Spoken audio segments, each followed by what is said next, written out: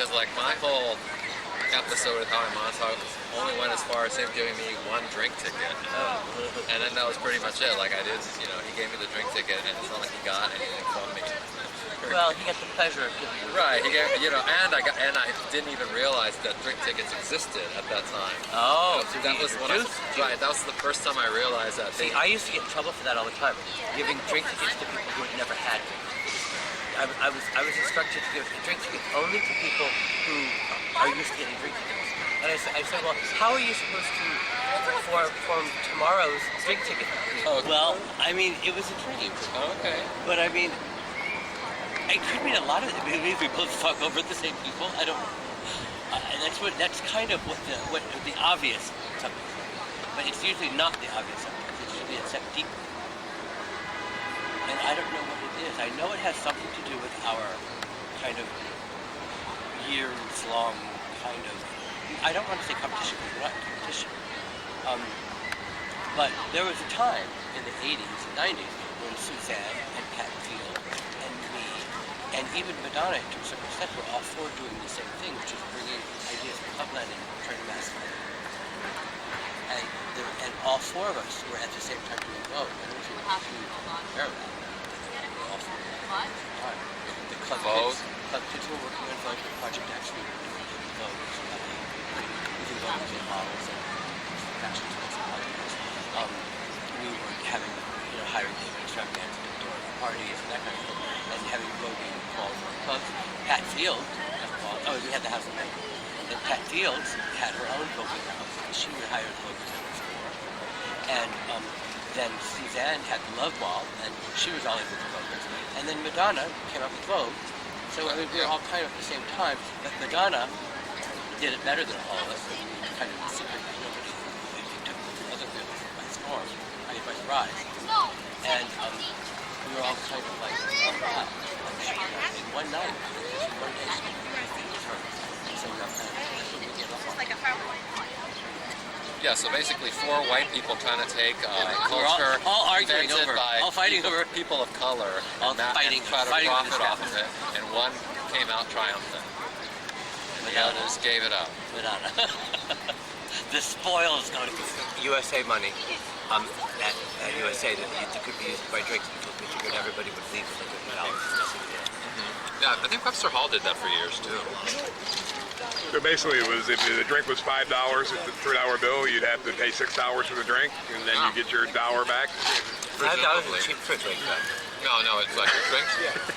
I bought a gin and tonic last night. It was $9, which is cheap. For, like as far as like compared to like say Le Mans, where it would be 14 or 15. I would even think 20 because it was 14 or 15 like in 20 years ago. Was it? No, it wasn't. You could buy a cocktail at the Limelight. A cocktail was like $6. Yeah, at Limelight. I'm talking about it's like the standard, like 20. Well, the band is the standard. I know, that's okay. It's like that back in the day. Maybe. I never went to those types of places 20 years ago. Like the Royalton, or like, I can't ever remember going there and ordering drinks. I mean, I went there for, people's rooms. And you know how people would rent rooms there? Would have parties? New Year's Eve parties. Hey. No. Out. Out, man. Out. Yeah, nobody's going to hear you like you mumbling like that. I mean, we're not... Out. I'm pulling the camera in. I'm pulling the camera in close to them. So, a few weeks ago, you were talking about the safe spaces and queer nightclubs. The thing that was going around from Polly Cakes, her little manifesto, which I read, and it's a pretty interesting thing. Have you heard any more about that? No, but, a friend of mine on Twitter was asking a question like, is it okay that if somebody makes you uncomfortable, to ask the promoter not to let that person come to their party? Oh my God, that's opening up a can of worms. But it is, because how do you define discomfort? Well, and anyway, that's going to turn into... Anyone can make you uncomfortable. That's going to turn into, I don't like him, so I'm going to go say that he made me uncomfortable. Right, exactly. So, it's a slippery slope. very What slippery. if they say, well, he made me uncomfortable? Then they both have to leave. And you know, like as a gay man, like I used to make straight men used to always say, oh, I feel uncomfortable at gay men, so you shouldn't let them into wherever I am, or they should be asked to leave because I'm not comfortable. So yeah, sorry, deal with it. And what if you're both uncomfortable with each other? Then we both have to leave? Yeah, that's the thing. You know, unfortunately, we live in a society where people make each other uncomfortable, and you just have to deal with it. It's just part of like And life. you know, the club scene is always being made to be, taken at a higher value than the rest of New York City. They like the drug thing. Like clubs have to be 100% drug free when New York City isn't drug free. You know, so they're like they have to have higher standards. And now that you can feel uncomfortable with somebody in Madison Square Park, but not in a nightclub. Yeah, well, I mean, I'm uncomfortable with those acrobats spinning around inside the subway trains while you're riding a train because I'm worried that they're going to kick me in the face while they're doing their flips. Right. Does that mean that they should be banned from the trains from doing that? Yes. Banned, arrested, and tied to the tracks. Yes. We go with that, tie them down to the tracks, see if they can spin their way out of that one.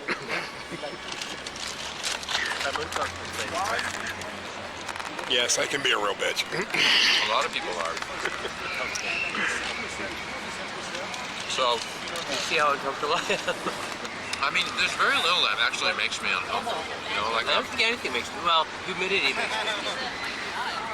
I mean, people's behavior. There's behavior that I don't like, and see, it's different though for like men than for women. Like women might feel like intimidated by men who are like glaring at them, or so if a man's glaring at a woman, should that woman be able to tell the club that to kick that guy out? No, I mean, first of all, how often does that happen? Glaring at a woman. Maybe if I it's think his it happens pretty ex-wife. often. I think it happens. Maybe happens if it's his ex-wife and she's out with his best friend. I think it happens pretty often. I think it happens more often than you probably think it does. It happens more often, and you're not a woman, so you don't know how often it happens. I think it happens. Woman, hear me roar. I think it happens pretty often. I have to tell you, when I'm wearing my tits, guys literally, it's like the tits are like a magnet. Like they just look down at you first before looking in your face. I always thought that was a joke, but it's true. Like the guys walk up to me, look down first, then look up. And I'm a pretty ugly looking woman. But you've got big tits. This is true. I wear like a 44 double D, so it's, You've got to in order to make the proportion. yeah, it looks good though. Helps me keep all my money away. Does it make you depressed that they're not interested in your intellect? I'd rather be interested in my tits, but still, it's not. You have to think about where you're at the time. So. You're also looking at it from a male point of view. This is very true, and you know, it's funny. When I started doing drag, I really started understanding more what I hear women talking about, seeing the reactions. And, yeah, the same issue, like a lot of the same issues, to the point that I actually, when I'm in drag, I tend to not like men. I like Mrs. Howell's explanation of what women think about to make them stop thinking about how much their shoes hurt their toes. She said, you think about how much your earrings hurt your ears. That's true. That's true. That's true. And I wear clip-ons, so they really hurt like hell. So yeah. Those danglers, the dangling ones. I mean, I'm not trying to diminish people's feelings of discomfort, but you know, I guess I came from a time period where like a lot of things made me uncomfortable, and I just had to deal with it. You know, because there was nobody that could stop what was happening, and it doesn't mean that what was happening was right or that it shouldn't have been stopped. It just couldn't be stopped because we were living in a different time, and I dealt with it. And, a lot of that stuff doesn't happen anymore, and so I think people are more fragile now than they used to be. Oh, they're much more fragile now, and it's not going to bode well for the future, I promise you. It's a fragile mini. Well, I don't want to say that, but I think people just need to. I think I think people need to recognize that bad behavior is just bad behavior, or whatever, whether you're gay, straight, whatever. Bad behavior is bad behavior, and just stop behaving badly. I mean, yes, but you know, the thing is that there's always going to be assholes everywhere you go. You know? Exactly. And sure, let's kick the assholes out of the nightclubs. But in the old days, they wouldn't even have. Well, in the old days, when clubs used to discriminate, the assholes wouldn't even get in. But now that clubs don't discriminate, that they're inclusive, they're all coming in and causing everybody to be Don't uncomfortable. they still discriminate to some degree at the door? No, there's absolutely no discrimination. There is like, do you have an ID and do you have money? Okay, you can come in. Are you on the guest list? You're not on the guest. Well, remember Webster Hall? I mean, easy enough. We're all on the guest list. Your name was on the guest list. They wouldn't even let you. I mean, it was ridiculous how tight the security was over there. You know. But why wouldn't they let you in? They weren't letting you. Because they didn't. They said my name wasn't on the list. But they said that to everybody. Okay. All right. So I mean, that's a reason for not letting you in. But it's not like they. Yeah, but it was on the list. No, but I'm saying that. Okay, so we're not letting you in because your name's not on the list, but if you pay to get in, you can come in. Like, it's not like they were telling you, it's not like Kenny was turning you away at the door like you're never getting in. It was basically, that option was never. I mean, you could have gotten in if you just said, okay, I'll pay, and then you could have walked in and paid. And that's what I'm saying, that like no club will keep you out at this point. If you have a valid ID and you have money, they will let you in. Well, yeah, no, that's true. And cash speaks, but you know, $35, $40 to see Guy Gerber, I don't know. Well, I mean, whether you want to spend that kind of money on. I mean, I felt bad that I told my. Actually, Peewers were visiting us last night from the UK. I met up with them at $3 bill, and I had suggested that they go to Brooklyn Mirage on Friday night. Actually, I gave them 3 suggestions, and they picked Brooklyn Mirage, and then they said they didn't like the people that were there because they thought it was too straight, and everybody was just there trying to hook up, which I guess they weren't in the mood for. All the Mirage. Although they love the venue, because the venue is awesome. So yes, some of our loyal... It's the same Peewers who just hit me up on Instagram. They're going to be in town. Her name is Jenny Dugan. Yeah, she's visiting from London, so she came to $3 bill and hung out. Is she here for 2 weeks? I don't think she's here for 2 weeks. I think she's just here for a weekend, a long She's weekend. gone to know. She leaves tomorrow, I think today or tomorrow. Yeah, she was very sweet. She bought me a drink. We kiki in the patio and had a little dance. Up some money. Yeah, I actually did. I got 3 or 4 people to buy tickets to Suzanne's party, like, you know, which I think is a fair trade because, you know, she put me on the list, so I induced 4 people to buy tickets to her club. That's a fair trade, I think. Yeah. It's almost like I'm If promoting everybody did that, she'd make millions. Yeah, like if she's, you know, her guest list is probably like 200 people, and if all 200 people got like one other person to pay to come in, yeah, it would be a That club would be packed. That club would really be packed. The club, I mean, because it really wasn't that packed last night. I mean, it's like we're in summer lull right now, so It wasn't packed, but what? it wasn't. No, it was. Summertime. Yeah, it's summertime. Everybody's on vacation. It's not like that party in September or December. Everybody thinks the clubs are packed in the summertime. They're not. They're empty in the summertime. They are empty. Yeah. Well, last night was the last night for playing out, so I think they said September, right? Taking the month of August off. I think we should be doing. Well, and plus, like, so all these Brooklyn clubs have outdoor spaces, and the outdoor spaces are really big, so everybody's outdoor, which makes the club look even emptier. Yeah. Whereas in the winter, it would be so cold that nobody would go outside, and so the club seems fuller.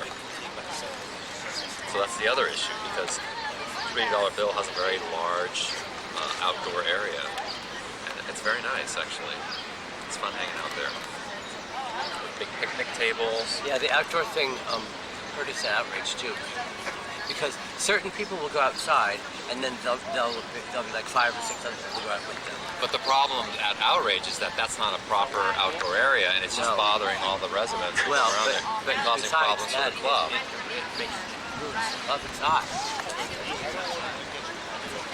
Yeah, so try not to be uncomfortable. Be uncomfortable. Be very uncomfortable. You know what? And provocative art should make you uncomfortable. And there's a lot of things that should make you uncomfortable. Art is supposed to make you uncomfortable. Yeah, and not even art. Like just if you're walking around New York City, the social situations that you see are discomforting. And you gotta cover yourself up for it. Like, you know, if seeing homeless people makes Eat or be eaten. if seeing homeless people makes you uncomfortable, should homeless people be banished from New York City, or should you help the homeless? Should who? If the homeless people walking around New York City make you uncomfortable, should they be banished, or should you do something to help them so that they're not homeless? I think it should be that. See you next time. Bye. See you soon. No, you didn't. David. No, I don't think that would happen. No, I would not bring Dave.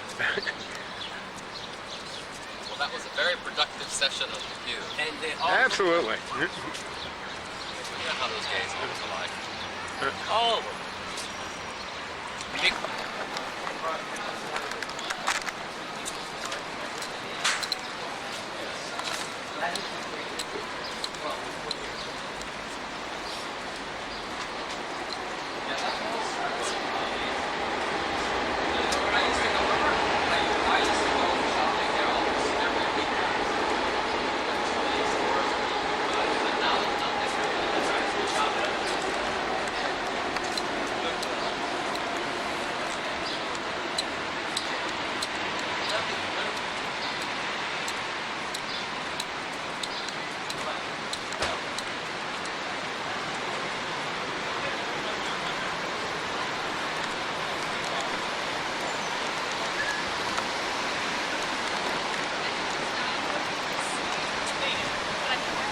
I guess I'll try it.